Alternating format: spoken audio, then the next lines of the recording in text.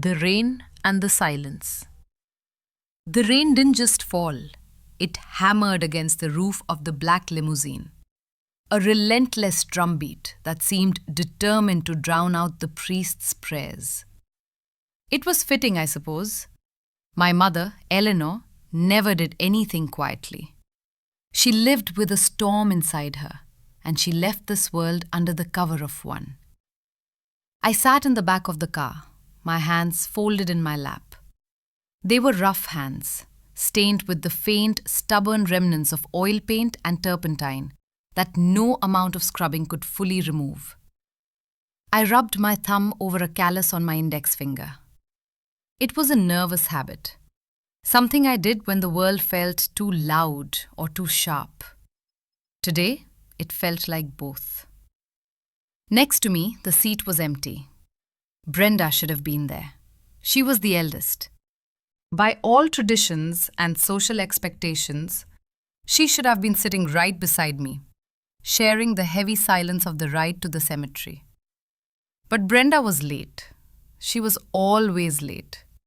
It was a power move, a way of telling the universe that her time was more valuable than the ticking of the clock. Even today, even for this. I looked out the window.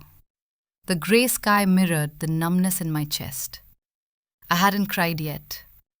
Not when the doctor called the time of death 3 days ago. Not when the funeral director asked about casket finishes. Not even now.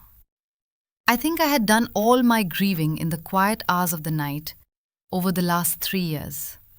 Sitting by her bedside, listening to the labored rattle of her breathing. The grief had been a slow leak, draining me, drop by drop, until I was just a hollow shell in a cheap black suit. The car slowed to a halt at the gates of St. Jude's Cemetery. The iron gates were rusted, weeping orange tears in the downpour. I took a deep breath, inhaling the scent of wet wool and old leather interior. "We're here, Mr. Arthur," the driver said softly. His eyes met mine in the rearview mirror. They were kind eyes, filled with that generic professional pity people offer when they don't know what else to give. "Thank you," I murmured. I opened the door and stepped out into the mud. The wind immediately snatched at my umbrella, turning it inside out. I didn't bother fixing it. I just let the rain soak into my shoulders. It felt real. It felt like the only real thing in a day that felt scripted. The guests were already gathering under the green canopy by the open grave. A sea of black coats and dark umbrellas. I recognized most of them. Business partners of my late father. Distant cousins who only appeared for weddings and funerals. Neighbors who had stopped visiting when mom got sick because the smell of illness made them uncomfortable. I walked toward them, my shoes squelching in the sodden grass. I felt invisible. I was the son who stayed. I was the one who changed the sheets, who learned how to administer morphine, who read to her when she could no longer see the pages. To these people, I was just part of the furniture of her decline. Essential, perhaps, but ultimately overlooked. And then a disturbance. A sleek silver sports car tore through the cemetery gates, its engine growling like a caged beast. It ignored the designated parking area and pulled right up onto the grass, dangerously close to the procession. The door flew open. A pair of red-soled stilettos stabbed into the soft earth. Brenda had arrived. She emerged like a dark queen, claiming her throne. Her dress was black. But it wasn't the modest, fading black of mourning. It was designer silk, tailored to perfection, hugging her frame in a way that screamed money. She wore oversized sunglasses, despite the gloom, and a wide-brimmed hat that protected her impeccable blowout from the elements. She didn't look at me. She walked straight toward the priest, flanked by an assistant holding a massive umbrella over her head. The crowd parted for her. Of course they did. Brenda had a gravity that pulled people in, or perhaps pushed them away just enough to clear a path. I watched her approach the casket. She paused, took off her sunglasses with a theatrical flourish, and dabbed at a dry eye with a lace handkerchief. A murmur went through the crowd. Poor Brenda, so devastated. She flew in all the way from the city. I felt a bitter taste rise in my throat. I swallowed it down. Mom had made me promise. No fighting, Arthur. Not today. Let her be who she is. I took my place beside her. She smelled of expensive perfume, something heavy like musk and jasmine, that completely overpowered the scent of the rain and the earth. "You're late," I whispered, barely moving my lips. She didn't turn her head. She kept her gaze fixed on the mahogany box that held our mother. My flight was delayed, Arthur. Traffic was a nightmare. Do you have any idea how hard it is to get a car service in this weather? Her voice was sharp, devoid of any real apology. It was the tone she used when a waiter brought her the wrong wine. An inconvenience. That's what this was to her. An inconvenience in her busy schedule. "The service started 10 minutes ago," I said. "Well, I'm here now. That's what matters, isn't it?" She sniffed, finally glancing at me. Her eyes, hidden behind the dark lenses again, swept over my suit. I saw her lip curl slightly. "Is that Dad's old suit?" "Arthur, really, you look like a waiter." "It fits," I said simply. "It's shiny at the elbows," she hissed. "It's embarrassing. You're representing the family." "I thought I was mourning our mother." She stiffened. Before she could retort, the priest cleared his throat and began the liturgy. "I am the resurrection and the life." The words washed over me. I tried to focus on them, tried to find some comfort in the ritual. But my mind kept drifting back to the house. The manor. That's what everyone called it. The manor. It was a ridiculous name for a house that was falling apart. But our family had always clung to titles. It sat on a hill overlooking the town. A Victorian relic with peeling paint and a roof that leaked every time it drizzled, let alone in a storm like this. For the last 3 years, my world had shrunk to the 4 walls of that house. The kitchen where I made soup. The living room where I set up my easel to paint while Mom slept. The bedroom where the cancer slowly ate her alive. Brenda hadn't stepped foot in the manor in 5 years. Not since she left after a screaming match with Mom about money. She had called the house a money pit and Mom a stubborn old fool. She had left and never looked back. She sent cards on Christmas. Once, she sent a fruit basket when Mom was first diagnosed. The fruit had rotted before we could eat it all. And now, here she was, standing tall and proud, the grieving daughter. I looked at the casket again. I remembered the last night. The storm had been raging outside then too. Mom was lucid for a brief moment. She had grabbed my hand, her grip surprisingly strong for someone so frail. "Arthur," she had whispered, "the wolves will come when I'm gone. They will smell the blood." "I can handle it, Mom," I had assured her. "No," she shook her head, her eyes burning with a feverish intensity. "You don't fight wolves with teeth, my sweet boy. You fight them by letting them eat until they are full. Only then will they leave you be." I hadn't understood her then. I wasn't sure I understood her now. The service ended. People began to line up to throw a handful of dirt onto the casket. Brenda went first.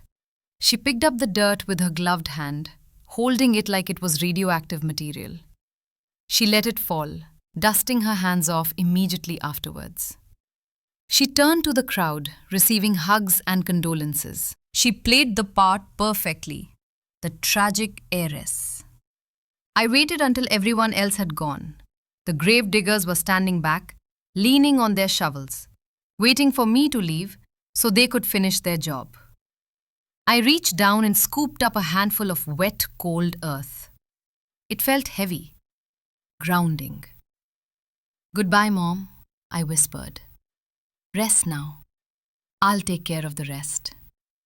I dropped the dirt. It landed with a soft thud. "Arthur!" Brenda's voice cut through the air. She was standing by her sports car, waving impatiently. "Come on! We have to host the wake. The caterers are probably stealing the silver as we speak." I looked at the grave one last time, then turned and walked toward my truck. It was a 1998 Ford F-150, rusted around the wheel wells, parked inconspicuously behind the hearse. "I'll drive myself," I called out. "Suit yourself," she shouted back. "Just don't be late. And for God's sake, try to fix your tie." She gunned the engine and sped off, spraying mud onto the perfectly manicured grass. I watched her go. I felt a knot of anxiety tighten in my stomach. The funeral was over. The mourning was supposed to begin. But I had a terrible feeling that the real storm was just getting started. The drive back to the manor was slow. My windshield wipers were old, screeching against the glass in a rhythmic protest. Screech thump, screech thump. I knew every curve of this road. I knew where the potholes were. I knew which trees would drop branches in high wind. This town, this road, this house, they were part of my DNA. When I pulled into the long, winding driveway, I saw that the front gates were wide open. Brenda must have left them that way. Mom always hated the gates being open. She said it let the luck out. Cars lined the driveway. The house was lit up like a Christmas tree. Every chandelier, every lamp. I winced. The electric bill was already 3 months overdue. I had been painting portraits of local pets just to keep the lights on for the medical equipment. Brenda didn't know that. Brenda didn't know anything. I parked my truck around the back near the old carriage house. It was my spot. It was where I went to hide when the weight of the house became too much. I entered through the kitchen door. The warmth hit me instantly, smelling of roasted coffee and baked ham. The caterers, a team Brenda had hired without asking me, were buzzing around. "Excuse me, sir, this area is for staff," a young woman with a tray of hors d'oeuvres said, stepping in front of me. I looked down at my wetsuit. I suppose I did look like the help. Or worse, a vagrant who had wandered in from the storm. "I live here," I said quietly. She blinked, confused, then flushed pink. Oh, I'm so sorry, Mr. It's fine." I stepped around her. I walked into the hallway. The house was full of noise, chatter, laughing, clinking glasses. It felt wrong. It felt like a violation. This house had been a sanctuary of silence for so long. I saw Brenda in the center of the grand foyer. She had taken off her hat and sunglasses. She was holding a glass of champagne, holding court with the mayor and his wife. "Yes, it's tragic," I heard her say. "But Mom would have wanted us to celebrate her life, wouldn't she? She loved a good party." Mom hated parties. She hated small talk. She loved books and quiet music and tea with honey. Brenda was talking about a stranger. I tried to slip past them toward the stairs, hoping to get to my room and change out of these wet clothes. But Brenda's radar was too sharp. "Arthur!" she called out, her voice ringing clear over the crowd. "There you are. Come here, darling." The conversation stopped. Dozens of eyes turned to me.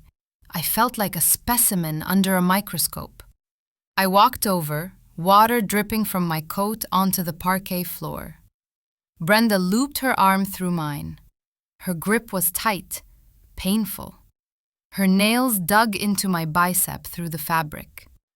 Everyone, this is my little brother, Arthur, she announced, flashing a brilliant, predatory smile.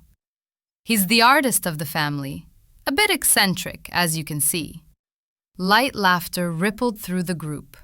I forced a smile. It felt like a grimace. Arthur has been looking after the place, Brenda continued, her tone dropping slightly, implying that looking after meant letting it rot. But don't worry, everyone. Now that I'm back, we're going to get this old ship back in shape.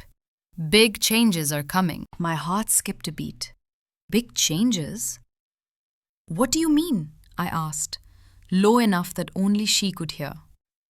She squeezed my arm harder, pulling me closer. She smelled of champagne and ambition. Not now, Arthur, she hissed through her teeth, still smiling at the mayor. Go dry off, you're dripping on the antiques. We need to talk, tonight, after everyone leaves. Talk about what? About the future, she said, and about how we're going to fix this mess you've been living in. She released me and turned back to the mayor. Now, tell me about this zoning proposal I've been hearing about. I backed away. I felt a chill that had nothing to do with the rain. I retreated to the library. It was the one room where the guests hadn't invaded yet. It was dark, smelling of old paper and dust. I didn't turn on the lights. I just sat in Mom's favorite leather armchair, the one that still held the shape of her body, and stared into the gloom. The wolves will come, she had said. The wolf was already in the living room, drinking our champagne. I closed my eyes. I was 29 years old. I had no savings.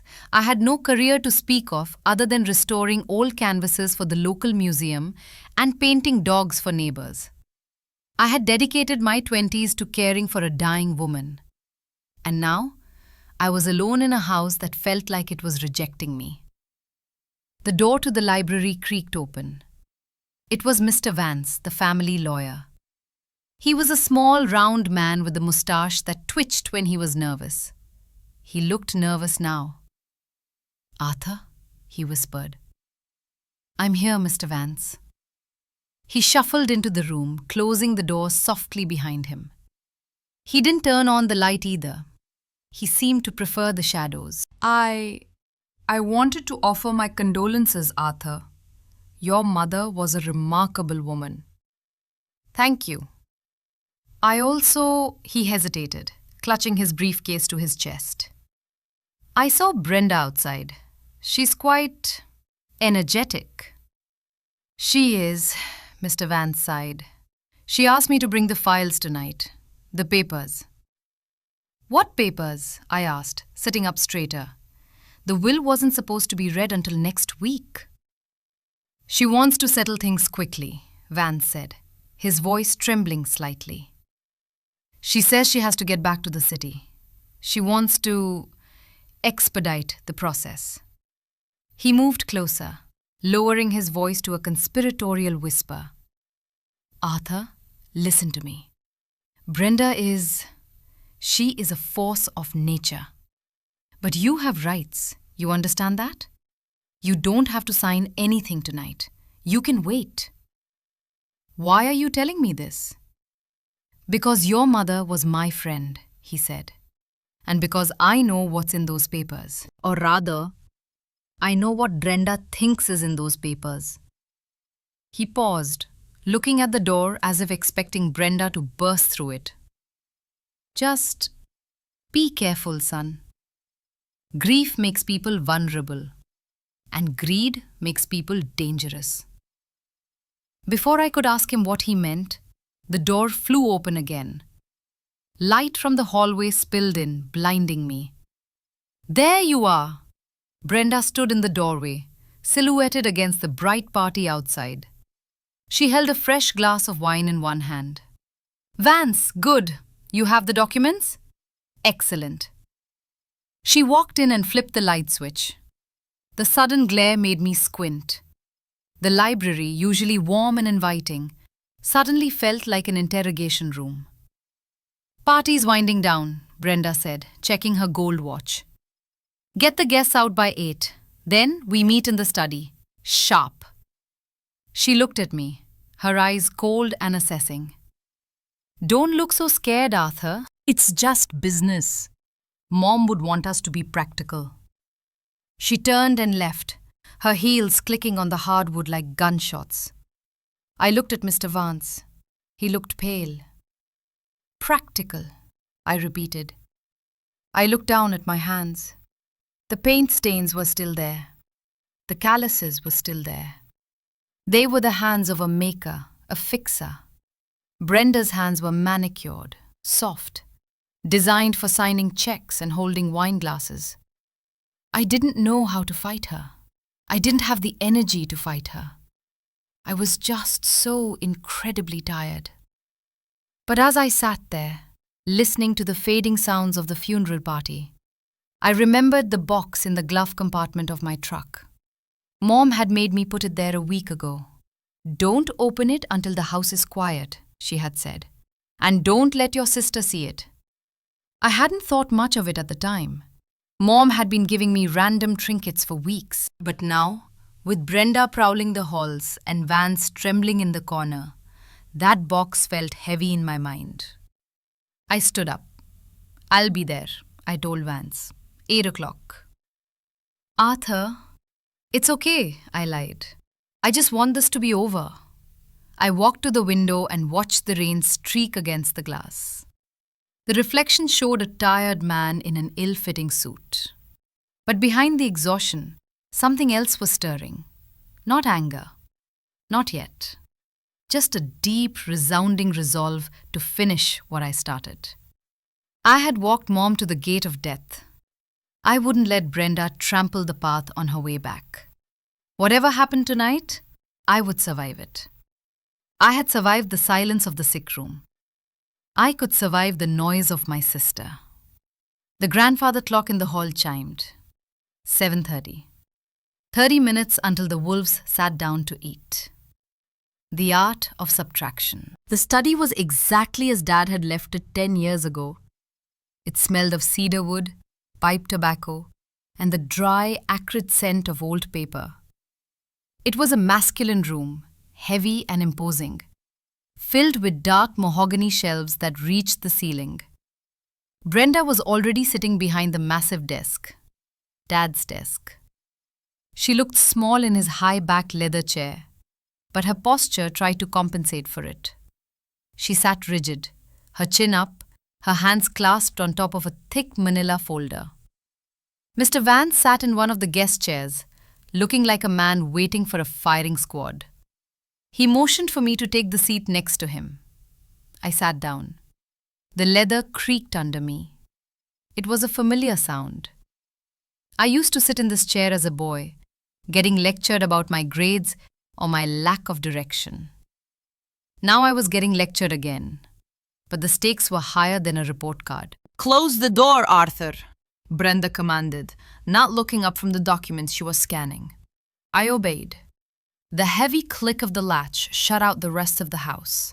The silence in the room was thick, pressurized. Right, Brenda said, looking up. She took off her glasses and set them on the desk. Her eyes were sharp, calculating. The grief performance from the cemetery was gone. This was Brenda the CEO. Brenda the shark. Let's skip the pleasantries. We're all tired. I agree, I said. Mom's estate, she began, tapping a manicured fingernail on the folder. It's a mess, Arthur. A complete and utter disaster. I frowned. What do you mean? I've been handling the bills. We're tight, but we're not. You've been handling the utilities, she corrected, her voice dripping with condescension. You've been keeping the lights on and the water running. That's adorable. But I'm talking about the big picture. Property taxes, capital gains potential, liability, the corporate structure of Dad's old holding company. She threw terms at me like darts, knowing I wouldn't catch them. She knew I was an artist. I understood light and shadow, and the chemical composition of varnish. I didn't understand tax shelters. The manor is a money pit, she continued. The roof needs $40,000 in repairs. The foundation is settling. The heating system is practically from the Victorian era. And the company? It hasn't earned a real profit in a decade. It's just a shell holding assets that are depreciating by the minute. She leaned forward, her expression softening into a mask of sisterly concern. Arthur, look at you. You're exhausted. You've given 3 years of your life to this hospice situation. You have no money, no career, no life. I have a life, I said softly. You have a routine, she countered. A sad, lonely routine in a dying house. I'm here to save you from that. Mr. Vance cleared his throat. Brenda, perhaps we should review the terms of the will first? Your mother's wishes were quite specific about. The will is old, Vance, Brenda snapped.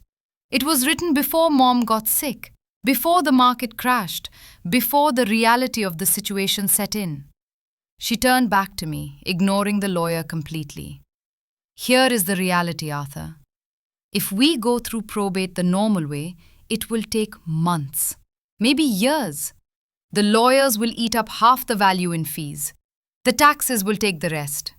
We'll both end up with nothing but debt and a house we can't sell. She opened the folder and slid a document across the polished wood. It was thick, stapled at the corner, dense with legal jargon. Deed of variation in renunciation of inheritance.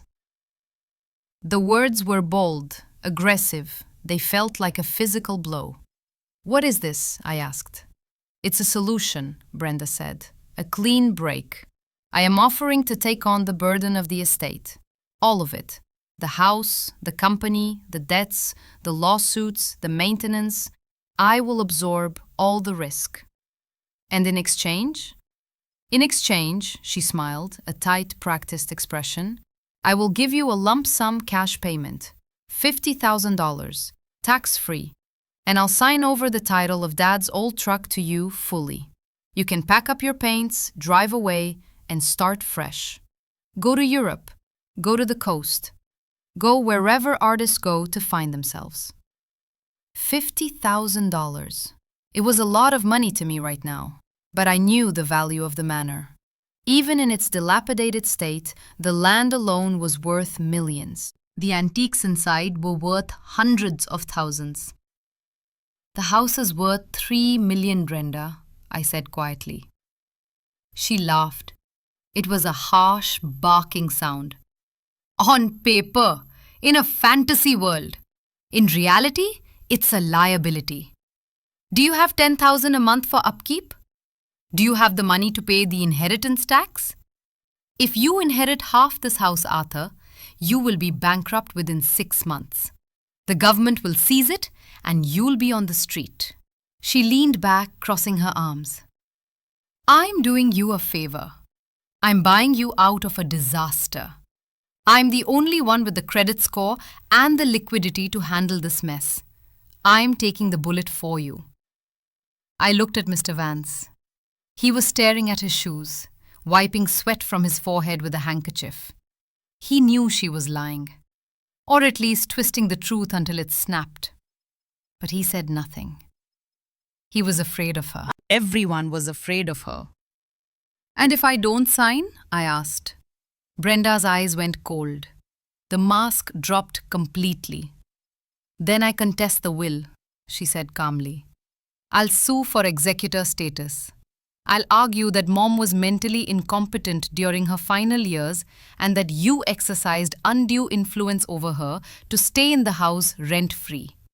I'll tie this estate up in court for 5 years.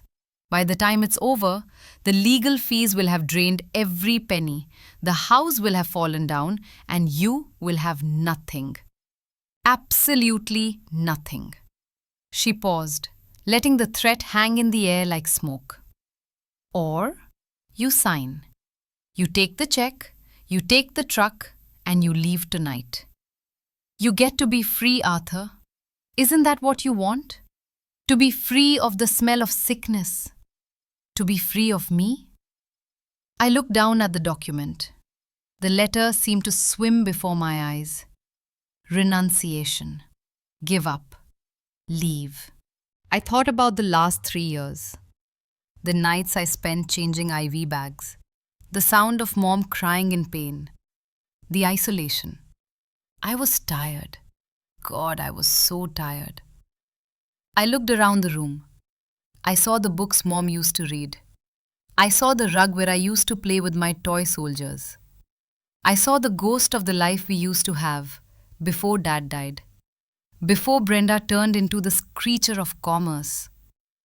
She was right about one thing. I didn't belong here anymore. This house was a mausoleum. But it wasn't just the fatigue.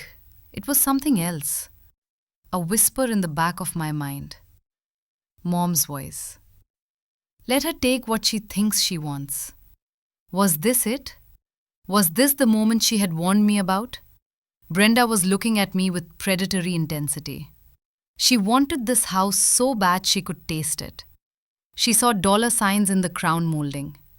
She saw leverage in the land deeds. She saw power. She didn't see the dry rot in the attic.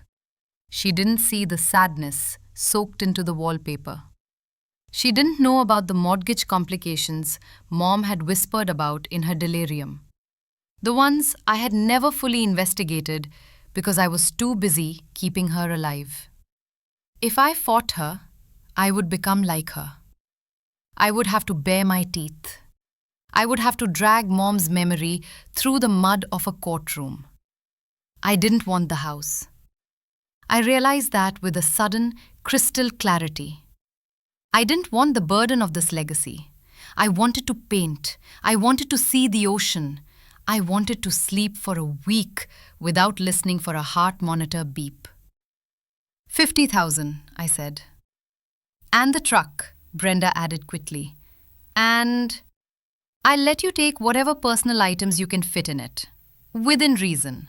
No furniture. I don't want the furniture. Good. She pushed a heavy fountain pen towards me. It was Dad's Mont Blanc. Then we have a deal. Mr. Vance finally spoke up, his voice weak. Arthur, you really should take a day to review. Shut up, Vance, Brenda said, not looking at him.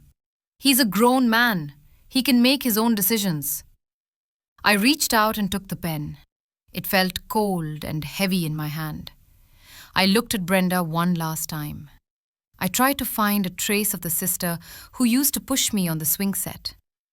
I tried to find the girl who once defended me from a school bully. She was gone. In her place was a stranger wearing a suit of armor made of ambition. She thought she was winning. She thought she was stripping me bare.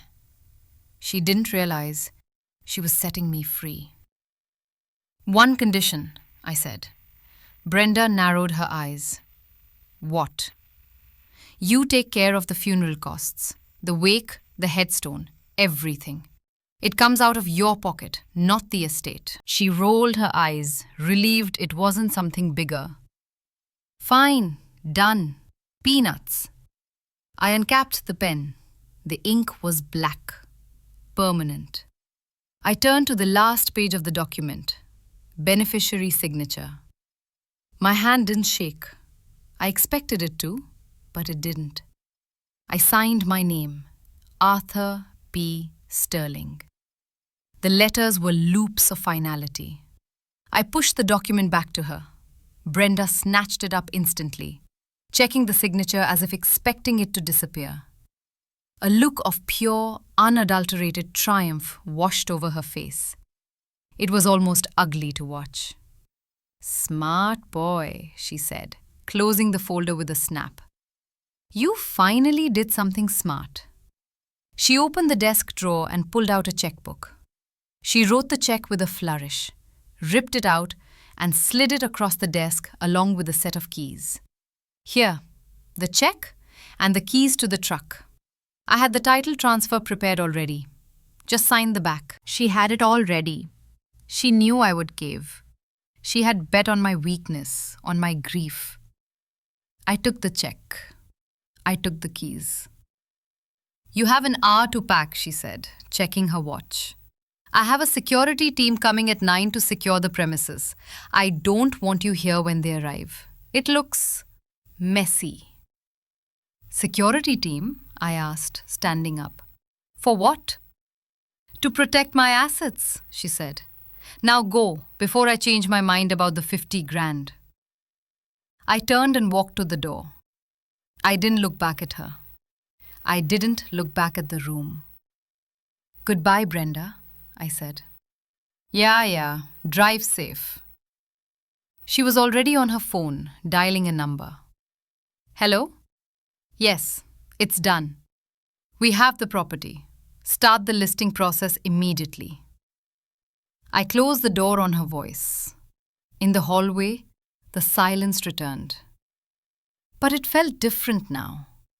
The house didn't feel like mine anymore. The shadows felt colder. The portraits on the walls seemed to turn their eyes away from me. I had an hour to pack 30 years of life into a rusted truck. I walked toward the stairs, my footsteps echoing on the wood. I felt light, terrifyingly, dizzyingly light.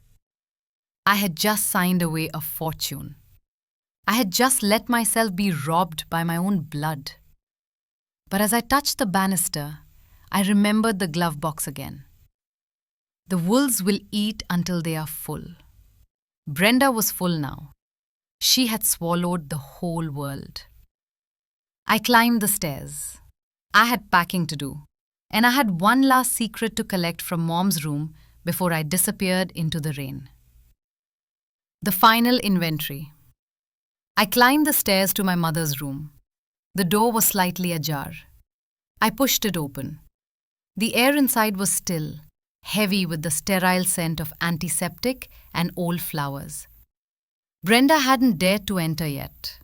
It was still sacred, still hers, still Mom's. I didn't go there to pack my own things. My room was simple. A canvas bag would suffice for the few clothes I owned. I went to the large built-in wardrobe where Mom kept her most precious items. I opened the door. It was empty, save for a single heavy wooden box on the floor. I recognized it. It was the box where she kept her letters from Dad and her favorite photographs. I lifted the box. It wasn't just heavy. It felt significant. I carried it to the window seat, the same one where Mom and I used to watch the rain fall over the garden when she was too weak to go outside. I took the lid off. The top layer was a stack of old photos. Mom, young and beautiful, laughing on a beach. Dad, before the weight of the business crushed him.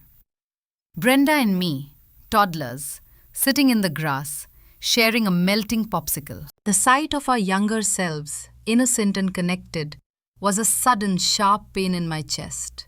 We used to be a family. Underneath the photos were 2 envelopes. One was addressed to Brenda. The other, smaller, was addressed to Arthur. I slipped mine into my pocket, intending to read it later. The last item was a large, leather-bound journal. Mom's handwritten title on the cover was simply My Ledger. This wasn't her personal diary. This was a record, a financial one.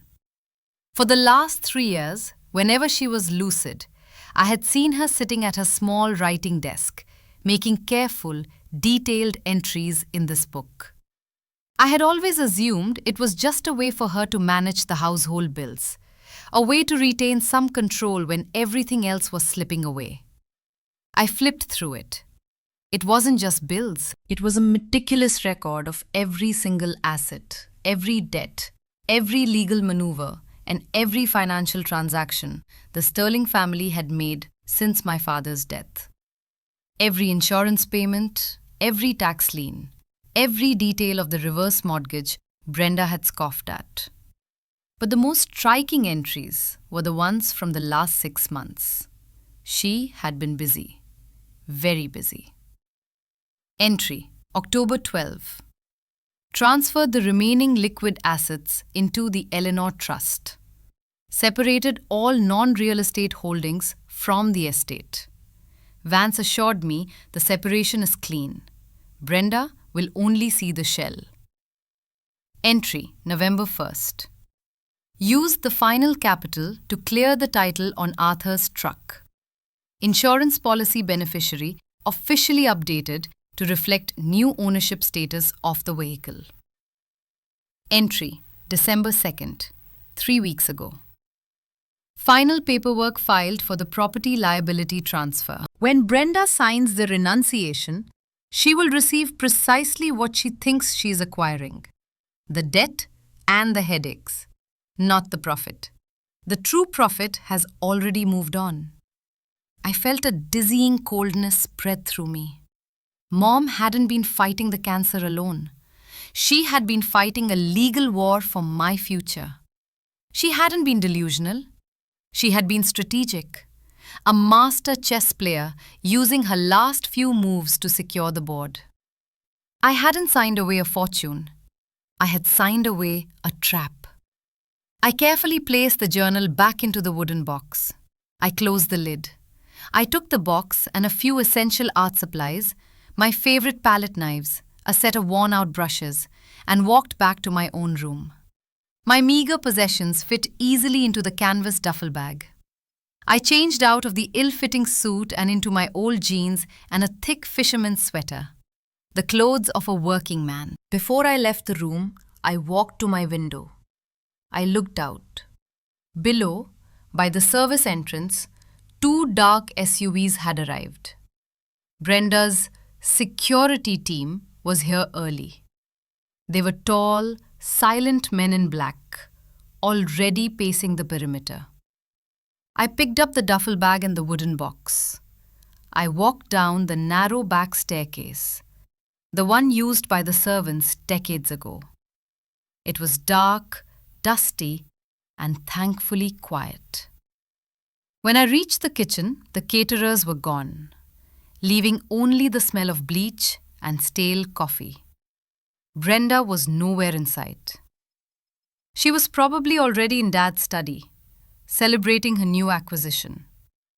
I went out the back door and walked through the driving rain toward my truck, the F-150, my rusted, old, newly debt-free truck. I opened the passenger door, threw the duffel bag onto the seat, and placed the wooden box carefully onto the floor. I got behind the wheel. The keys felt good in my hand. They were the key to everything now.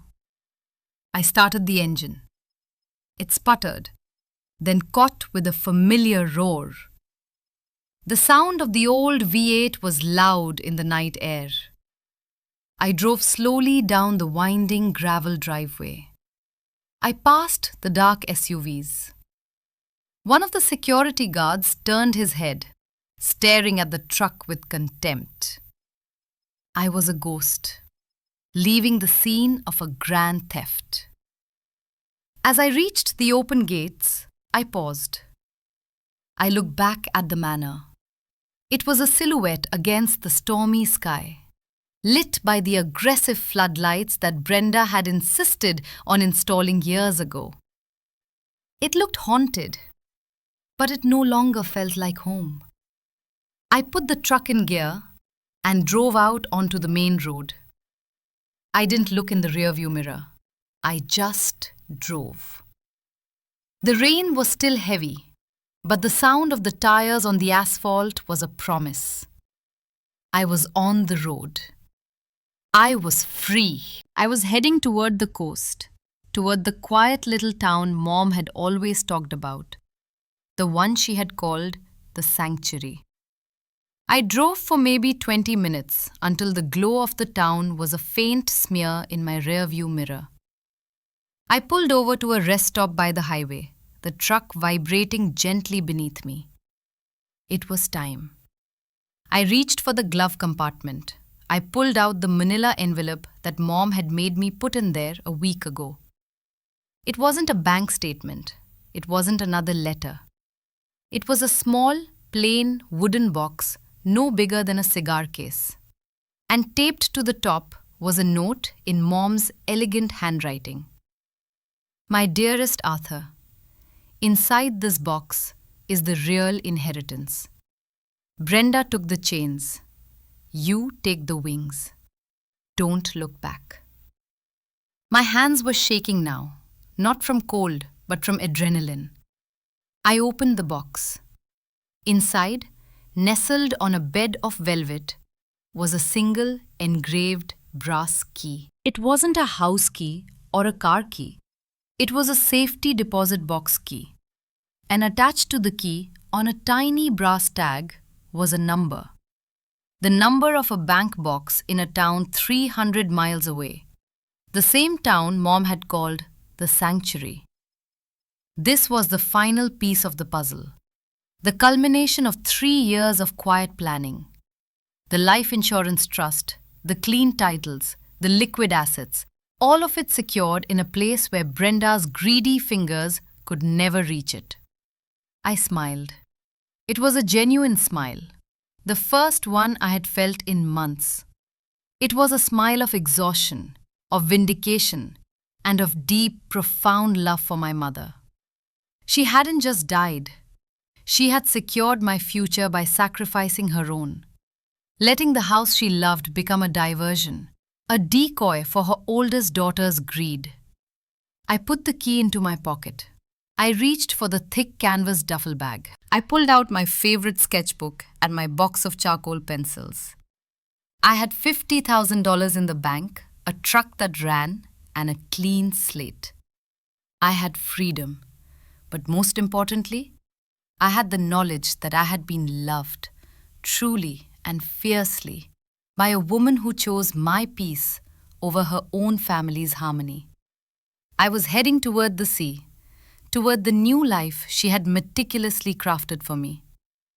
Meanwhile, back at the manor, Brenda was sitting on a throne of debt, celebrating her magnificent, empty victory.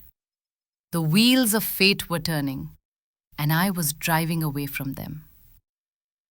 The Vault and the Vulture. The journey took 12 hours. I drove south, away from the grey, suffocating landscape of the city, toward the coast. The rain followed me for a few hours, then broke, giving way to a pale winter sun. The town Mom called the Sanctuary was named Port Celeste. It was small, old, and smelled of salt and drying fishing nets. It wasn't wealthy or glamorous like the suburbs where the manor sat. It was authentic. The houses were clapboard and weathered, and the main street was lined with coffee shops and antique stores, not designer boutiques. It was a place where people made things with their hands. I found the bank with the number on the brass key tag. It was a modest building, a local credit union rather than a monolithic city bank. I walked in, my old duffel bag slung over my shoulder and the wooden box containing my ledger tucked under my arm. The teller, a kindly-looking woman with a name tag that read Doris, didn't bat an eye at my disheveled appearance. "Good morning," I said. "I have a safety deposit box key, number 411. She checked the number, her eyes widening slightly before returning to a professional neutrality. "Ah, yes, Mr. Sterling. We've been expecting you, in a way." Eleanor was very clear with her instructions. "Eleanor? Your mother," Doris smiled gently. "She opened this box 4 years ago. Said it was for her rainy day fund. She came in every few months to review the contents. Said it was the only place she could think clearly. She led me down to the vault. It was a heavy, circular door that sealed with an audible clunk. Inside, the room was cool, quiet, and felt profoundly secure. Doris brought out a long, narrow metal box. She inserted her key, then allowed me to insert mine. With a soft click, the box was released.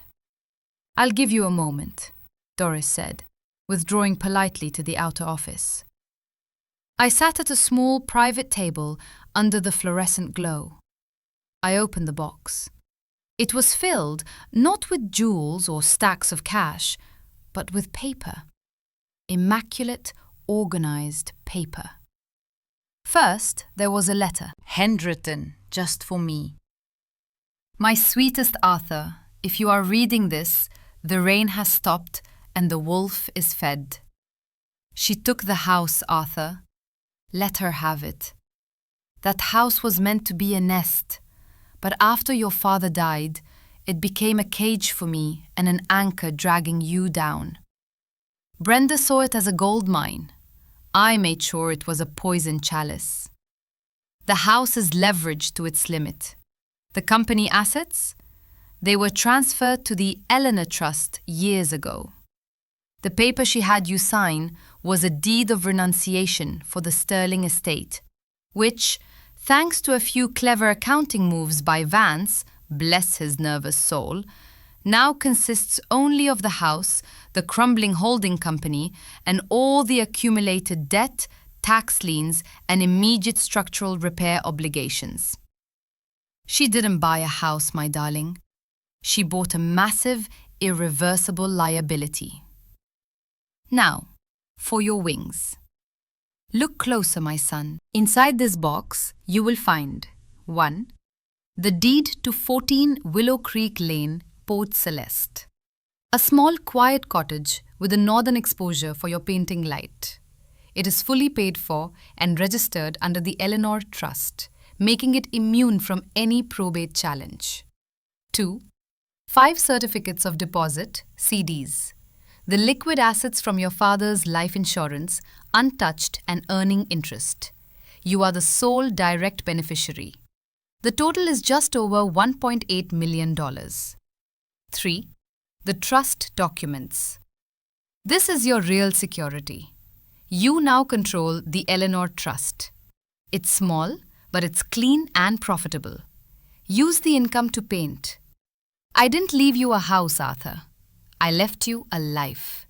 A quiet, beautiful life where you can finally be free to do what you were born to do. Go paint the sea. And don't ever let anyone tell you that you are not valuable. With all my love, Mom. I set the letter down. My eyes were burning. Not with sorrow, but with the shock of being so fiercely, expertly defended. Mom, the quiet woman in the sickbed, had been an absolute genius. She had used Brenda's own greed against her, creating a financial labyrinth that Brenda, in her haste and contempt, never bothered to navigate. I was rich. I was free. I owned a house by the sea. I picked up the key to 14 Willow Creek Lane. It felt warmer than the brass key. Interlude. The Manor. Same night. 300 miles north, the manor was silent. The security guards were posted, and the caterers were long gone. Brenda was in the study, now her domain. She was on her 3rd glass of expensive scotch, pacing the room in her bare feet. The signed renunciation deed lay on the desk like a trophy. She was calculating her victory. She would flip the house for $5 million, clear a $3 million profit, and finally be the Sterling matriarch she was always meant to be. A siren wailed briefly in the distance. She ignored it. The heavy oak door rattled with a sharp, insistent knock. Yes? Brenda snapped, annoyed. The head of the security team, a tall, stony-faced man named Marcus, stood there. He was holding a large, officially sealed envelope. Ma'am, this was just hand-delivered. Urgent. A court messenger. Brenda took the envelope. She hated court messengers. They always signaled a slowdown. What is it? I couldn't say, ma'am. It's marked Environmental Emergency Summons. Brenda frowned, ripping the seal. Environmental? She hadn't even thought about environmental reports. She pulled out the documents.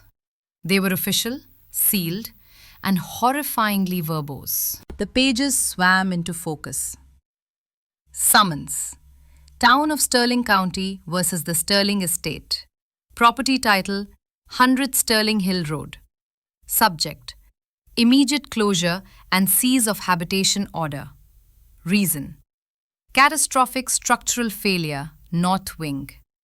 Emergency violation of EPA Code 7.4, asbestos and lead remediation. Mandatory repair and containment. Estimated cost $950,000. Brenda dropped the papers as if they were on fire. They fluttered to the floor. $950,000? Her voice was a cracked whisper. What? What is this? The north wing is fine. Ma'am, Marcus said stiffly, we found a major breach in the north wing foundation. It seems the old sewage pipe backed up and eroded the retaining wall. And the environmental team says that wall contains a significant amount of exposed asbestos. The entire wing has to be sealed and cleaned immediately. It's a mandatory government order. Failure to comply results in a $5 million daily fine. Brenda's mind raced. This was impossible. Arthur had been living here. Arthur, that fool, he must have known. She hadn't been to the north wing in years. She didn't care about the north wing. It was where the old boiler was, where the servants' rooms were. And now it was a $500,000 hole in her balance sheet. She scrambled to the desk, snatching up the deed of renunciation. I will absorb all the risk. That's what she had promised. She had signed a contract to take on all the debts and liabilities of the Sterling estate. And the Sterling estate was now a toxic, bankrupt building with a court-mandated repair bill that exceeded her immediate liquid assets. Arthur's $50,000 check was a pittance compared to this. The house was now worth negative value. She reached for the phone, her hands trembling so violently she nearly dropped it. She needed to call Vance. He had to have an escape clause. She dialed his home number. He picked up on the second ring, sounding groggy. Vance, it's Brenda. I just got a summons. Asbestos. $950,000. You knew about this, didn't you? You didn't tell me. Vance's voice was calm, but tinged with a deep, weary satisfaction. Miss Sterling, I advised you not to rush the renunciation. As you insisted on expediting the process and renouncing all claims based on the old will, you legally took full, immediate, and exclusive possession of the property and its liabilities. Your mother was very thorough with her paperwork. But the will? What about the will? The will, Vance repeated slowly, was for the Sterling estate, which, as you signed, is now yours, debt and all. The actual wealth was distributed months ago via a private irrevocable trust. A very specific, clean trust, the Eleanor Trust. You renounced any and all claims to that too, Miss Sterling. It's legally untouchable. He paused. Brenda could hear him sipping something. Tea, maybe. You bought the shell, Brenda. Arthur got the inheritance. The click of the phone line going dead was the loudest sound Brenda had ever heard. She stood frozen in the middle of the room, the crumpled legal papers at her feet. She had paid $50,000 and an enormous amount of pride to inherit a debt of nearly $1 million. She was trapped. She couldn't sell the house until the remediation was complete, which meant she had to pay. And she had to pay now. She looked out the window at the rain-streaked darkness. Somewhere out there, Arthur, the waiter in the shiny suit, was driving toward a clean slate. He hadn't been a fool. He had been Kangbao, warned, and he had played his part perfectly. To hiyo iba. Trong kịch bản điện ảnh, việc chia nhỏ thành các scene, cảnh hoặc subsection, phần phụ, giúp cấu trúc nội dung tốt hơn. Nhưng nếu bạn muốn giữ dòng chảy liền mạch, tôi hoàn toàn có thể loại bỏ các tiêu đề phụ và viết toàn bộ hồi 2, phần 2 như một khối văn bản duy nhất, chỉ ngắt đoạn hợp lý. Dưới đây là phiên bản hồi 2, phần 2 đã được viết lại, liền mạch và không có tiêu đề phụ, vẫn giữ nguyên nội dung và độ dài. Brenda did not sleep. She paced the study all night, a caged animal, fueled by panic and high-end scotch. The morning sun, when it finally rose, was a cold, cruel light, exposing the utter absurdity of the crown she now wore. Her first call was to her high-end realtor. I need to pull the listing immediately. Brenda rasped into the phone, her voice raw. There are environmental and structural issues. Nearly $1 million in mandatory remediation costs. If I don't comply, the city will condemn the house and fine me daily.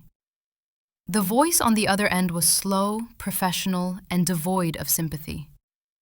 Miss Sterling, our brokerage agreement clearly states no undisclosed liabilities. With this mandatory injunction, the house is a net liability. You cannot sell. You must pay. And I advise you to pay immediately. The daily fines escalate quickly. The truth was a cold, hard slap. Eleanor hadn't left a loophole. She had dug a grave. She hadn't sold the house.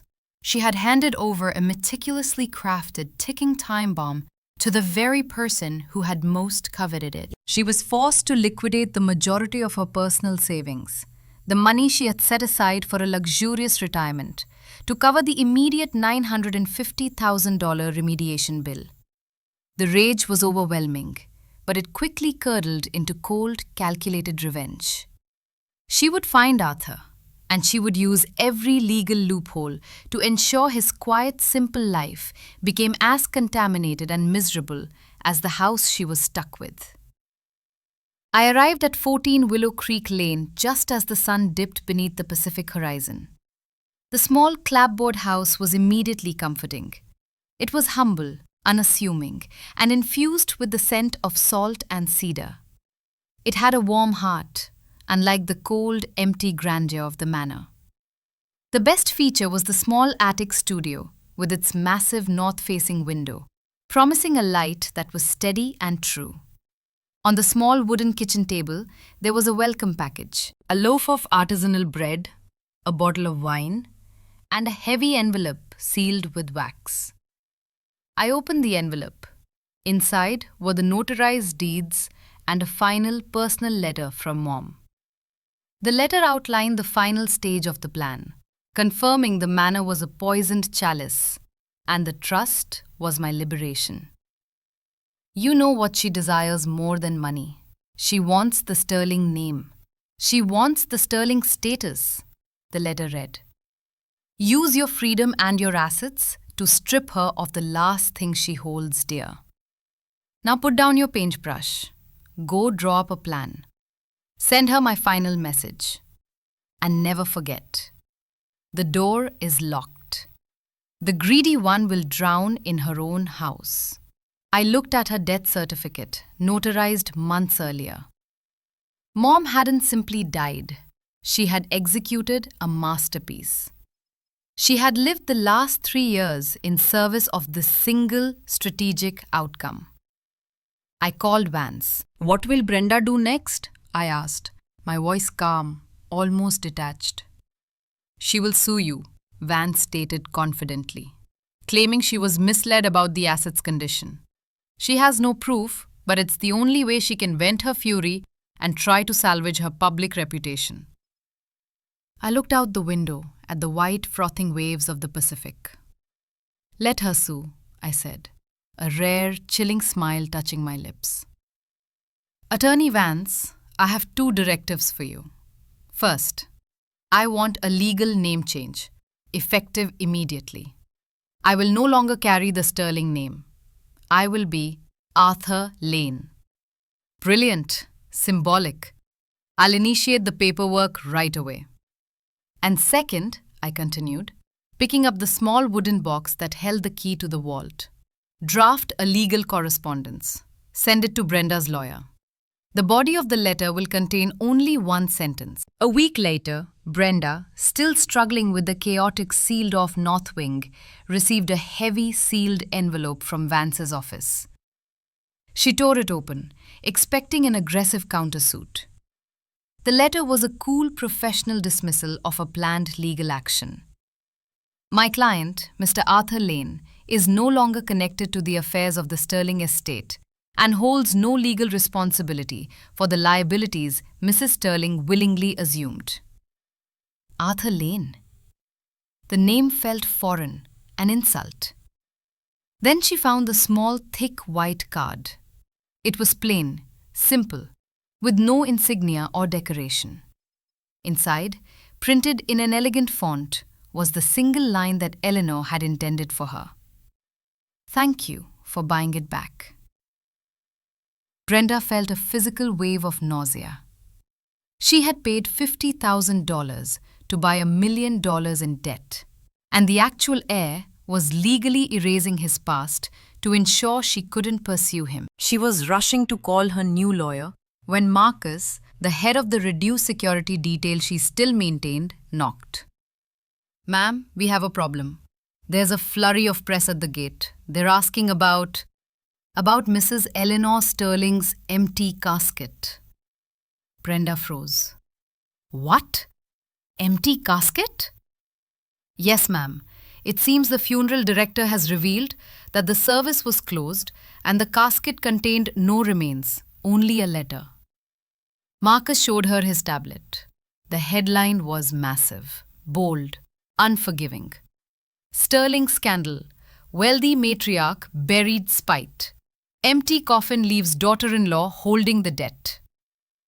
Even in death, Eleanor had ensured that the status Brenda craved was publicly, irreparably tainted. This wasn't just a legal trap. This was a moral intervention. Eleanor had used money to teach her a lesson she could never forget.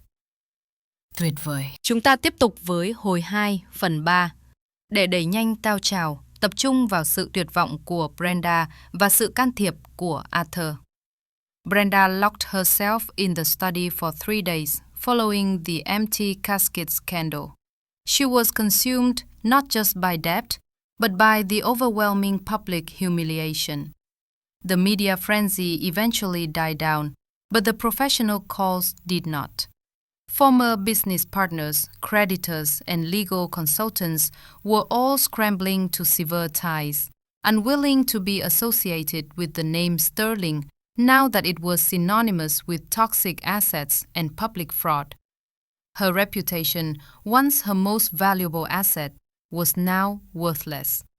She stared at her reflection in the dusty antique mirror, seeing a woman broken not by poverty, but by exposure. She spent hours poring over copies of My Ledger, the journal that Arthur had copied and left with Vance, desperately searching for a legal weakness, a sign of deceit. But Eleanor had been meticulous. Every transaction that created the toxic liability was perfectly legal and above board.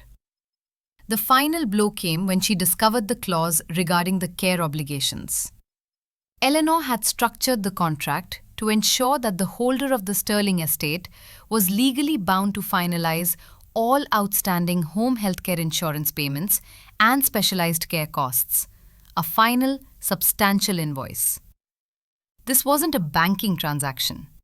It was a punishment designed for her years of absence. Another $280,000. She had inherited not only a toxic structure, but also the massive bill for the 3 years she had refused to participate in her mother's life. Arthur! Brenda screamed, throwing her phone against the wall. Brenda's objective shifted from financial recovery to psychological destruction. She hired a private investigator, giving them a single mission: find Arthur Lane. Meanwhile, I, Arthur Lane, was building a new life. The small house on Willow Creek Lane was my haven. I transformed the attic into my studio, bathing in the clear, truthful northern light. With the security of the trust fund, I no longer painted for survival. I painted for expression.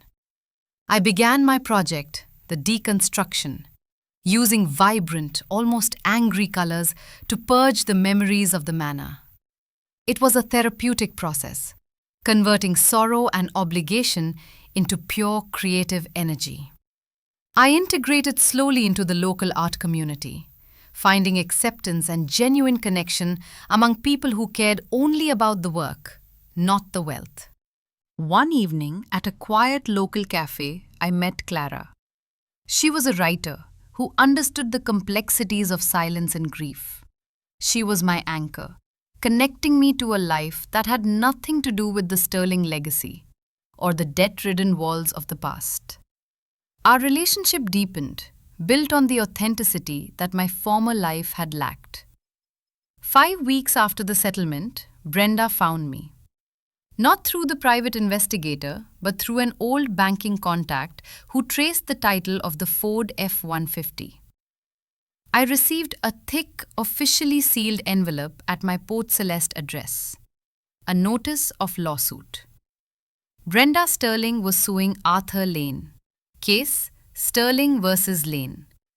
She demanded the full return of the $50,000 and the invalidation of the deed of renunciation, claiming I had deliberately and fraudulently misrepresented the financial state of the Sterling estate. Brenda didn't need to win the case. She only needed to cast enough doubt on my integrity to force a costly legal battle, shattering the peace my mother had so carefully constructed. I called Vance, who reassured me of her weak legal standing. She was an experienced executive who refused due diligence. "But I can countersue, right?" I asked. "Of course," Vance replied. "But why waste the time?" "Because I don't want her to simply inherit debt anymore," I said, staring at the canvas of a burning house I was sketching. "I want her to inherit the lesson, the one Mother planned." Vance was silent. "Mother left a letter saying I must take away the last thing she holds dear," I explained. "That isn't money. It's the Sterling name and its symbol of status. I will not let her be financially destroyed, but I will strip her of the one thing she values above all else." I instructed Vance to draft a settlement proposal in response to her lawsuit. It was designed to be an absolute moral checkmate. Arthur Lane, controller of the Eleanor Trust, offered to pay the entire $1.23 million debt of the Sterling estate, the $950,000 remediation, plus the $280,000 medical fees, on the condition that Brenda Sterling immediately and irrevocably transfer the full title of the Sterling estate, the manor, to a non-profit organization designated by Arthur Lane. The deal saved her from financial ruin and personal bankruptcy, but it forced her to surrender her greatest prize, the family symbol, to charity. It was the ultimate emotional castration. I would pay for the house and then I would give it away, publicly proving her transactional failure. "Brenda will never agree," Vance protested. "She wants the house. She needs the money to save the rest of her empire," I countered. "Tell her that if she refuses, we will not only countersue for defamation, but also initiate a public, detailed investigation into her business dealings using the information in Mother's My Ledger." It was a devastating ultimatum. I put my brush down, feeling the rush of adrenaline. I was finally engaging, but on my own terms, a non-violent financial dismantling of a toxic legacy. I was ready for a war without blood. Brenda sat across from her new, weary lawyer, David, in a cramped downtown office. David pushed the settlement proposal across the table. "Brenda, you must sign this. This is an escape, a miracle escape." Brenda glared at him. "A miracle? He is buying my family home, clearing the debt, and then giving it away to a foundation. He will turn it into a shelter for stray artists. Do you understand the humiliation? David rubbed his temples. Arthur Lane is offering to pay $1.23 million to save you from crushing debt and pending foreclosure. You lose the manor, but you save your liquidity, your career, and crucially, you avoid a public investigation into the questionable business practices your mother meticulously recorded in that ledger. He's bluffing, she insisted. He wouldn't dare. He is not bluffing, Brenda. Arthur has the documented evidence. Vance has confirmed the authenticity of my ledger. If you refuse, they will not only countersue for defamation, but they will initiate a formal investigation. You will lose your broker's license. You will lose everything. Your mother ensured the choice was unavoidable. Brenda slumped back, realizing the cold, calculated cruelty of Eleanor's final strategy. Her mother hadn't murdered her financially. She had forced her into an ethical corner. Brenda had fought for a name and status, but now the name Sterling was toxic. Accepting the settlement would mean she was humiliated but redeemed. Refusing would make her a criminal. So he wins, Brenda muttered, defeated. No one wins, Brenda, David said. Eleanor wins. You, however, are saved. She reached for the pen. She had one final desperate condition. He must sign a binding public agreement that he will never use the Sterling name again, and that he no longer has any rights to Eleanor Sterling's legacy outside of his trust. David smiled thinly. Arthur Lane has already changed his name. I'm certain he will sign. Her hand trembled, but she signed the document, the letters tight with lingering hatred. The surrender was complete. 2 weeks later, the Sterling versus Lane lawsuit was settled. Arthur Lane, dressed casually, stood beside Vance at a small press conference in Port Celeste. Vance announced the terms. Arthur Lane, as the sole controller of the Eleanor Trust, had paid off the Sterling estate's debts, fully absolving Brenda Sterling, and transferred the property to a new non-profit entity. As of today, Vance declared, the Sterling estate will be known as the Eleanor Art Sanctuary, a non-profit foundation providing free living and studio space for struggling visual artists who lack family or social recognition. Arthur stepped forward, speaking clearly. My mother, Eleanor, understood that true wealth is not measured in dollars, but in the time we have to create. This sanctuary is here to remind every artist who walks through these doors that the only debt you owe is to your own vision. He confirmed that the Sterling name would be permanently retired from the property and that he had legally changed his name to Arthur Lane. The media hailed Arthur as a hero. Brenda, the greedy executive, was publicly shamed. She had lost the house, but now Arthur had intensified the punishment. He had taken her symbol of wealth and transformed it into a global symbol of generosity and integrity, forcing her into an inescapable loop of public humiliation. Brenda watched the news report on a small old television.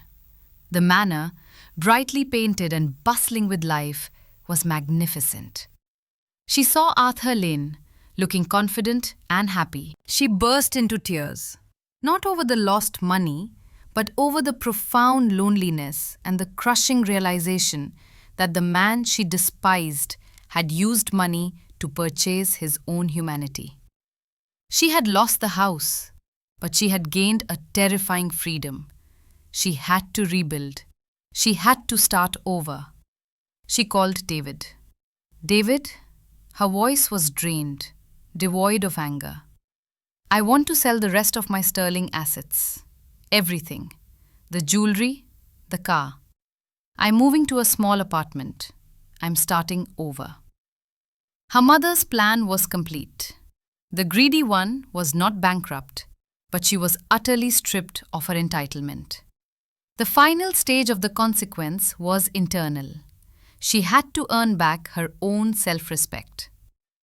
Meanwhile, Arthur Lane stood on the porch of the sanctuary, watching the artists move in. Clara joined him, linking her arm through his. "You did well, Arthur," she murmured. "You took the burden of that house and turned it into light." "It was Mother's final message," I said, looking out at the restored building. She was right. The door is locked. The greedy one drowned, not in water, but in shame and truth. I smiled, finally at peace. My signature, meant to be my defeat, had become the mark of my liberation. I was Arthur Lane, and my real inheritance was the life I had just begun. The calibration of light and loss. The first 6 months in Port Celeste were a blur of peace and work. I didn't touch the $1.8 million in the Eleanor Trust immediately. I lived off the $50,000 Brenda had given me, the blood money, as I called it. It felt right to use her payment for my foundation. It was the last transaction in the ugly, commercial negotiation that had been my past life. The cottage at 14 Willow Creek Lane was small, but perfect. I spent the first few weeks simply repairing things, finding comfort in the simple physical labor. I fixed the leaky faucet, sanded the floors, and rebuilt the shelves in the kitchen. Every hammer blow, every coat of varnish, was an act of purging the rot of the manor. The attic studio was my sanctuary. It had a massive window facing north, bathing the space in a soft, consistent light, ideal for painting. I called it the light of truth.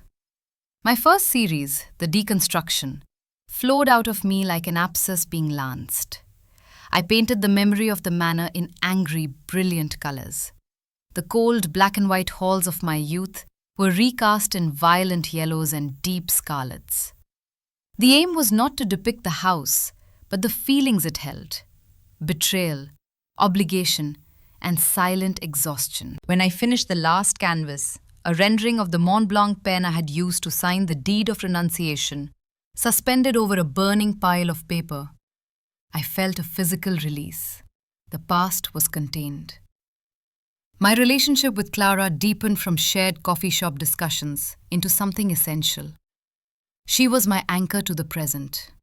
She knew I had come from a dramatic, painful past, but she respected my silence about the details. She was a writer who understood that not all stories needed to be told immediately. One night, sitting on the small porch, listening to the rhythm of the tide, I finally showed her my mother's journal, my ledger. "It's incredible," Clara whispered, running her finger over the meticulous handwriting. "She was fighting for your freedom right until the end. She was a silent warrior." She was, I agreed. She used Brenda's own nature against her. She knew Brenda wouldn't bother to look past the surface of a $3 million property. "And that, Arthur Lane," Clara smiled, using my new name, "is why she saved you and not Brenda. Brenda only saw the price tag. You saw the escape route." The conversion of the manor into the Eleanor Art Sanctuary became my next focus. It was more than a philanthropic act. It was the final triumphant flourish of Mom's plan. I couldn't bear the thought of that beautiful, sorrowful building being razed or turned into a soulless condominium development. It had to be consecrated. Vance, thrilled to finally be on the side of moral justice, handled the legal aspects. We set up the organization with a clear, specific mission: to provide housing and studio space for professional visual artists over the age of 25 who were suffering from creative stagnation due to financial or familial obligation. It was a description that perfectly fitted the Arthur I used to be. We used a small portion of the trust to fund the initial extensive structural repairs Brenda should have paid for. The asbestos was removed. The roof was fixed. We restored the old Victorian charm, But instead of furnishing it with heavy, dark antiques, we filled it with light, purpose-built furniture, easels, and thousands of square feet of canvas. The old stable was converted into a state-of-the-art ceramic studio. The north wing, once the toxic site of Brenda's legal downfall, was transformed into an airy gallery space, aptly named the Integrity Gallery. The media loved the story. A mysterious benefactor, Arthur Lane, still keeping a low profile, turning a family relic into a haven for artists, all done in the name of a private artistic mother. The coverage was a beautiful public vindication of my mother's life and a final stinging humiliation for Brenda. My first major public engagement came during the sanctuary's opening gala. I was expected to give a speech. I had dreaded it. My nature being to hide and observe, not to speak and be observed. But this was necessary. This was the completion of the ritual. I stood on the newly polished steps of the manor, the sanctuary now, looking out at a crowd of supporters, artists, and journalists. The setting sun cast long, peaceful shadows. The house looked magnificent. This building, I began, my voice clear, was for many years a home filled with great beauty, but also great sorrow. It was a place where obligation often outweighed joy. My mother, Eleanor, understood that true wealth is not measured in deeds or dollars, but in the time we have to create, to think, and to simply be ourselves. I paused, thinking of Brenda. I had to speak the truth, but with dignity. When I signed the papers relinquishing my claim to this property, I did so with the belief that I was giving up everything. But my mother, in her infinite wisdom, had prepared a different inheritance for me: freedom. She left me not chains, but wings. This sanctuary is the physical manifestation of that gift. It is here to remind every artist who walks through these doors that the only debt you owe is to your own vision. I looked directly at the main gate, knowing somewhere, somehow, Brenda would see or hear this. We have named the North Wing Gallery the Integrity Gallery. Integrity is the foundation of art, and it is the only true currency of a meaningful life. Let this house be a monument to that principle. The applause was overwhelming. The crowd saw an artist, a benefactor, and a man who had chosen moral clarity over greed. Brenda, I knew, must be seething, but she couldn't touch me. I had legally changed my name. I had no connection to the Sterling liabilities. And she had publicly signed the settlement, acknowledging her acceptance of the deal. Her only way forward was to build a new life entirely separate from mine. A few months later, Vance informed me that Brenda had finally completed the sale of her assets: her apartment, her luxury car, and most of her expensive jewelry. She paid off the remaining debts of the now defunct Sterling Holding Company and settled the few outstanding legal threats. She hadn't been completely wiped out, but her net worth had dropped by 90%. The financial empire she had desperately tried to inherit had crumbled into dust, and she was left with the harsh reality of her own poor choices. "She's gone quiet, Arthur," Vance said over the phone. "She moved out of the city. We don't have a forwarding address. She's vanished." "Good," I said. "Let her have her peace. I hope she finds it." But deep down I knew peace was not something Brenda would find easily. She had lost too much face. The loss of the manor, that symbol of her birthright, was the wound that would fester the longest. My own life, however, was simple, clean, and fulfilling. I was teaching a small painting class at the local community center. I was painting my own dreams. And I was in love. One afternoon, I sat in my studio working on a large, complex canvas that captured the shimmering light over the ocean. I was listening to a classical music piece that Mom used to love. The sun was streaming through the north window.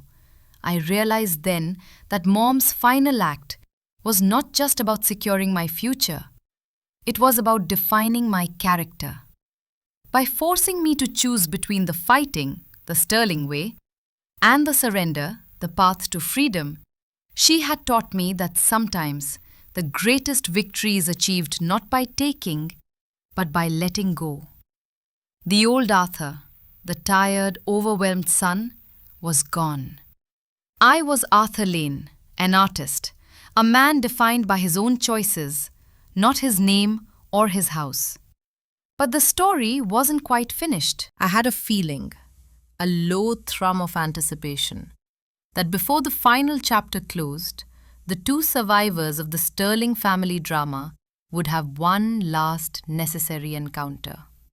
A confrontation not of law and money, but of regret and redemption. The Integrity Gallery, I thought, needed its true subject. The Echoes of the Manor. Scene 1. The Reclamation of Brenda. Brenda vanished into the obscurity she once feared. She moved to a mid-sized town hours inland, far from the coastal elite and the prying eyes of the city press. She changed her name on her real estate license to Brenda Bannon, using her mother's maiden name, a subtle, reluctant nod to her past. She started small, selling modest family homes, not million-dollar mansions. The change was agonizingly slow. In the first few months, she was consumed by bitterness. She would watch the news reports about the Eleanor Art Sanctuary, the constant glowing validation of Arthur's noble act, and feel the acid of resentment burn in her stomach. Every time she saw the beautifully restored north wing, she remembered the asbestos, the crippling debt, and the certainty that she would have lost everything had Arthur not intervened. She hated Arthur. But beneath the hate, a new, colder feeling began to settle. Respect. She respected the sheer, ruthless brilliance of her mother's plan. Eleanor had played the long game, using silence, illness, and Brenda's own predictable avarice as weapons. And she respected Arthur, the passive boy who had finally found the strength to execute the final, stinging maneuver. He hadn't fought her on her terms, money and litigation. He had defeated her on his mother's terms, morality and public image.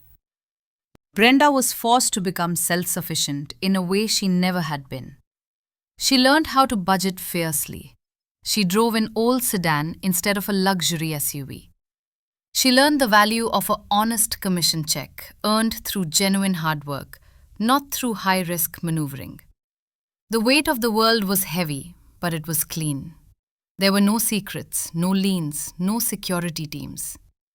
One evening, staring at the ceiling of a sterile, rented apartment, she pulled out the sealed envelope Mom had left for her in the wooden box. She had kept it all these months, too afraid to open it. Now, with nothing left to lose, she finally tore it open. The letter was short, written in Mom's clear hand. Brenda, you always wanted the manor. You wanted the weight of the Sterling name. I pray that you find out that the weight of ink is greater than the weight of gold. The true Sterling legacy is not about accumulation, but about acceptance. I left you the hardest path, the path back to yourself. I hope you learn to love something more than its price. E. Brenda dropped the letter. Acceptance. She had accepted the debt. She had accepted the humiliation. But she hadn't yet accepted the lesson. She knew she had to see it. She needed to see the place where her life had irrevocably split in two. Scene 2. The Integrity Gallery. 8 months after the settlement, Brenda drove the 5 hours back to the old town. She didn't announce her arrival. She parked her modest car blocks away and walked, feeling like a ghost haunting her own past. The manor, now the Eleanor Art Sanctuary, was transformed. The gates were open. Not in a careless way, but in a welcoming way. The grounds were meticulously maintained by a resident artist working off his rent. There were sculptures scattered across the lawn. The house itself glowed with fresh paint and warmth. She walked in through the front door. The grand foyer, once silent and echoing with wealth, was bustling. There was an open house, a showing of the residents' work. She saw Arthur immediately. He was standing in the center of the foyer, talking quietly to a group of young artists. He was dressed simply, in an open-collar shirt and soft trousers. He looked happy, lighter, and completely at peace. He wasn't the tired, nervous man in the ill-fitting suit anymore. He was confident. He was Arthur Lane. He hadn't seen her yet. Brenda moved instinctively toward the north wing, the Integrity Gallery. She found herself standing alone in the vast, bright room. The air was clean, smelling faintly of new paint and wood polish. On the central wall hung the primary piece of the current exhibition, Arthur Lane's The Deconstruction series. She walked slowly, tracing the canvases with her eyes. The angry yellows, the crimson reds, the pain of the sick room, the claustrophobia of the isolation, the fury of the final signature. He had painted their truth, her truth. And then she saw the final piece, hung perfectly under a spotlight. It was a painting of a simple, beautiful brass key, floating above a field of deep, comforting blue. The title was stenciled on the wall beneath.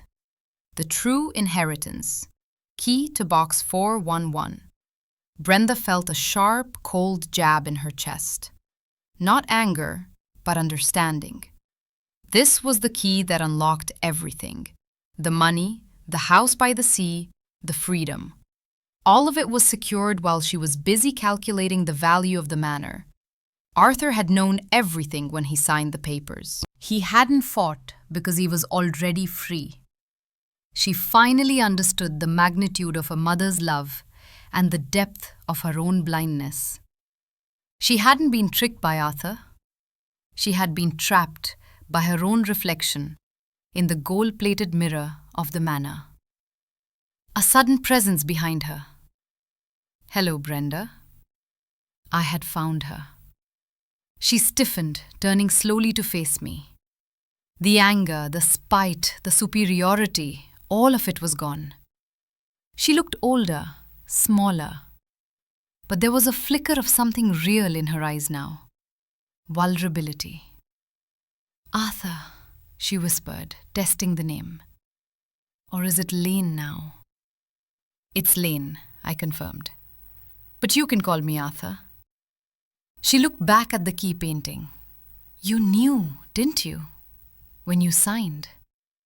"Yes," I said simply. Mom made sure I knew that the house was a financial black hole. I signed the renunciation to stop the fighting, and because I realized you didn't just want the house, Brenda. You needed the loss. Mom gave you the loss, and I gave you the chance to recover from it. "You bought my life back," she said, her voice strained. "You paid my debt." "I paid my mother's debt," I corrected gently. "She was obligated to take care of you, even when you weren't here. She paid for your absence. I just processed the final transaction." She looked at me, her eyes filling with tears. "Why didn't you let me fail? Why did you bail me out? I deserve to be bankrupt. Because I didn't want the Sterling name to be publicly associated with bankruptcy and toxicity. And because I needed the manor to become this." I gestured around the light-filled gallery, a monument to integrity. "If you went bankrupt, the bank would have seized it and turned it into condos. Mom's final act would have been meaningless." I stepped closer, but didn't touch her. "You think you lost the house, Brenda. You didn't. You lost the weight of it. Mom set you free too, but she made you earn it." Brenda closed her eyes. a single tear tracing a clean path down her cheek. I wish I had stayed. I wish I had been there. I know, I said, but you weren't. We can't change that. We can only change what we do now. Scene 3. The gift of a name. The moment hung heavy between us.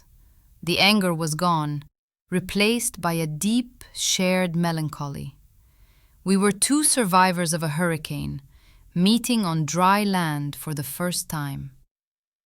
I have something for you, Brenda said, reaching into her worn leather handbag. She pulled out a small, velvet-wrapped object. I found it when I was packing. Mom kept it in her small box of keepsakes. She handed it to me. It was a small silver compass, engraved with the initial E. She said it always pointed north, Brenda said. North, where the light is clearest. I looked at the compass. Thank you, Brenda. I'm sorry, Arthur, she said, her voice raw. For everything. For the day of the funeral. For the contempt. I forgive you, I said. But forgive yourself. That's the part Mom wanted. She nodded, unable to speak. She walked toward the entrance of the gallery. Brenda, I called after her. She stopped. You should come back, I said. Not to live, but to contribute. The sanctuary needs someone to manage the finances, someone who understands real estate and stability. She turned, confused. Me? You want me to work for you? At the manor? Not for me. For the sanctuary. For Mom's legacy. You're the best financial mind in the family. You're clean now, Brenda. You have integrity now. The name Bannon is clean. Use that talent for something good. Use it to keep the light on. She looked around the room, at the happy artists, at the beautiful key painting, at the clean light. She saw her chance at redemption, at earning back the dignity she had lost. I'll think about it, she said. Take your time, I smiled. The light will be waiting. She nodded, turned, and walked out into the setting sun. She didn't look back at the manor this time. She looked straight ahead, walking toward her car, toward her future. Scene 1. The weight of a new name. 2 years passed. Brenda Bannon returned to the Eleanor Art Sanctuary, not as an owner, but as its financial director. She didn't seek a salary. She took the role as a volunteer, accepting only a small stipend for living expenses in a modest apartment she rented nearby. She was meticulously organized, fiercely protective of the trust's endowment, and utterly devoid of the greed that had once defined her. She fought for every grant, scrutinized every expenditure, ensuring that Arthur's vision, and more importantly, Eleanor's philosophy, was upheld. The irony was not lost on her colleagues. The woman who once risked everything for possession now dedicated her life to ensuring others had opportunity. Her relationship with Arthur was formal, yet respectful. They were colleagues, survivors who shared a terrible secret and a profound purpose. There was no warmth of sibling affection, but there was a foundation of truth that was stronger than the Sterling family ever possessed. One day, Brenda approached Arthur in his old North Wing studio, now a resident artist's space, where he was mentoring a young sculptor. Arthur, she began, holding a clean, white ledger. The sanctuary is fully funded for the next 30 years. Your initial endowment was brilliant.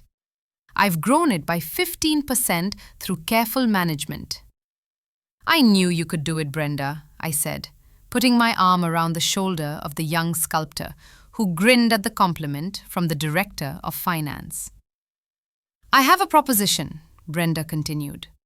I want to formally and legally transfer all remaining financial interests, including the $50,000 you let me keep and any potential legal claims from the old Sterling days, to the trust. I want to cut all final ties to the money." "You don't have to do that," I replied. "That $50,000 was clean. It was your fresh start." "It was not clean," she said, looking straight at me. "It was the price of my contempt. It bought me a debt of $1 million.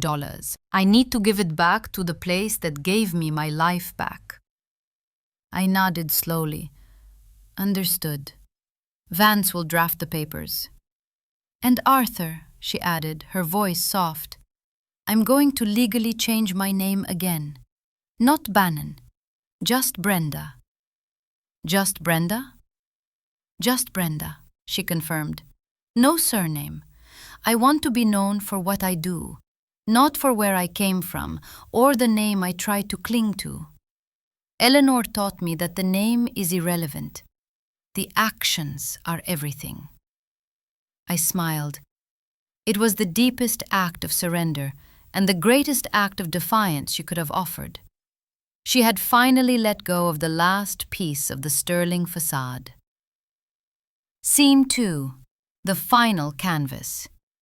In Port Celeste, I continued my work, now completely dedicated to portraiture and the capturing of light. My work was being displayed in major galleries. I was no longer the eccentric artist. I was Arthur Lane, master of light and human spirit. I married Clara in a small ceremony by the sea. Brenda was the only family member present.